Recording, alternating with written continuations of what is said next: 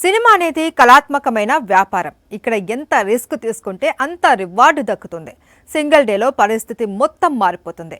ఇప్పుడు ఇలాంటి గేమ్ని ఏప్రిల్ 10న ఆడబోతుంది మైత్రి మూవీస్. ఒకేసారి 2 పెద్ద సినిమాలను రిలీజ్ చేయబోతోంది. టాలీవుడ్ లో కొత్త ట్రెండ్ ని షురూ చేసింది మైత్రి మూవీస్. గతంలో ఒకరోజు గ్యాప్ లో వాల్తేరు వీరయ్య, వీర నరసింహారెడ్డిని విడుదల చేసి డబుల్ జాక్పాట్ కొట్టింది. ఇప్పుడు మళ్ళీ అదే ట్రెండ్ ని కంటిన్యూ చేయబోతోంది. ఏప్రిల్ 10న అజిత్ గుడ్ బ్యాడ్ అగ్లీతో పాటు సన్నీ డియోల్ జాట్ ని రిలీజ్ చేస్తోంది. విడాముయార్చి ఫ్లాప్ అవటంతో గుడ్ బ్యాడ్ అగ్లీకి ఫుల్ డిమాండ్ ఏర్పడింది.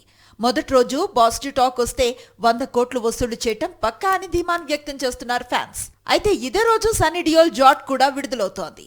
గదర్ 2 తర్వాత వస్తున్న సినిమా కావటంతో నార్త్ సర్కిల్స్ లో జాట్ కి ఫుల్ క్రేజ్ ఏర్పడింది. ఒకే బ్యానర్ నుంచి 2 పెద్ద సినిమాలను ఒకే టైంలో రిలీజ్ చేయటం అనేది రిస్కే.